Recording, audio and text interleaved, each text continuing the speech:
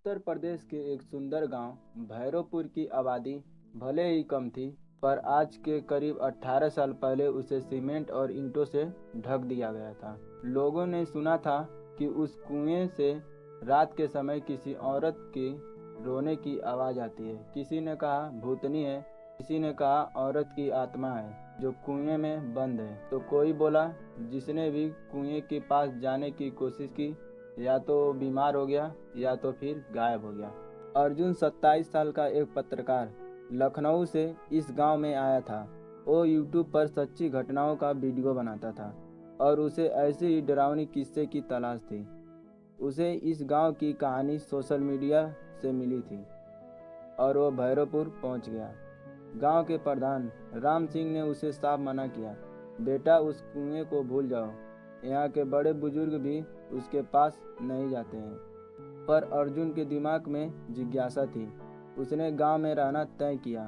दिन में तो सब ठीक था, लेकिन 12 बजे अर्जुन कैमरे के साथ बाहर निकला। जैसे ही कुएं के पास पहुंचा, उसने वही सुना, हूँ कोई कर रहा है, मुझे बाहर निकालो प्लीज। आवाज़ एक औरत की थी, दर्द भरी हुई थी। अर्जुन के रोंगटे खड़े हो गए, शरीर कांपने लगा, पर रिकॉर्डिंग चालू रखी। अगली सुबह अर्जुन ने गांव के सबसे बूढ़े आदमी गंगाराम बाबा से बात की। गंगाराम बाबा ने लंबी सांस ली और कहा, बेटा ये बात बहुत पुरानी है। करीब 20 साल पहले गांव में एक औरत आई थी, उसका नाम था कमला। वो शहर से भागकर आई थी, पर वो बहुत खूबसूरत थी। लोगों ने उसे रहने के लिए जगह तो दिए, पर कुछ ही हफ्तों में वो अचानक यहाँ से गायब हो गई। किसी ने सोचा वो वापस चली गई। फिर एक रात ऐसा हुआ कि कुएं से आवाज़ आने लगी, पहले हल्की सी, फिर चीख में बदल गई।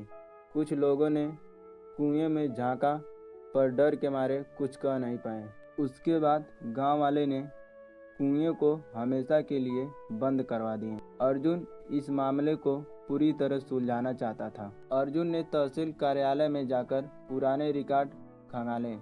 उसे 2007 का एक FIR मिला, जिसमें कमला नाम की महिला के लापता होने की सूचना थी।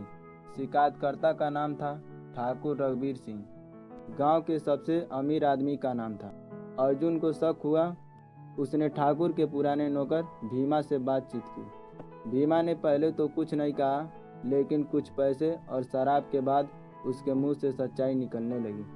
साहब, कमला को साहब ने ही मारा था। उसने शादी से इनकार किया था, इसीलिए ठाकुर ने उसे कुएं में धक्का दे दिया।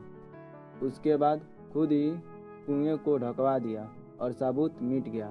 अर्जुन के पैरों तले जमीन खिसक गई। ये हत्या थी और वो आवाज़ शायद उसकी आत्मा का है।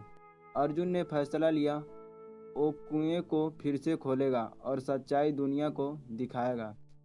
गांव के लोग विरोध करने लगे, मत करो बेटा, तुम्हें कुछ हो जाएगा। पर अर्जुन डरा नहीं। रात के समय एक पुराने मजदूर के साथ वो कुएं की सील्ड को तोड़ने लगा। जैसे ही आखिरी ईंट गिरी, एक सड़ी दुर्गंध हवा में फैलने लगी और उसी के साथ एक भयानक चीख, मुझे इंसाफ चाहिए, मेरा कत्ल हुआ था। अर्जुन का शरीर कांपने लगा। कैमरे में सब रिकॉर्ड हो रहा था। अचानक धुआं सा उठा और कुएं से एक आकृति बाहर निकली। एक औरत जिसके कपड़े फटे हुए थे, चेहरे खून से लथपथ थे, आंखों में दर्द और नफरत भरा हुआ था। तुम मुझे इंसाफ दिलाओगे?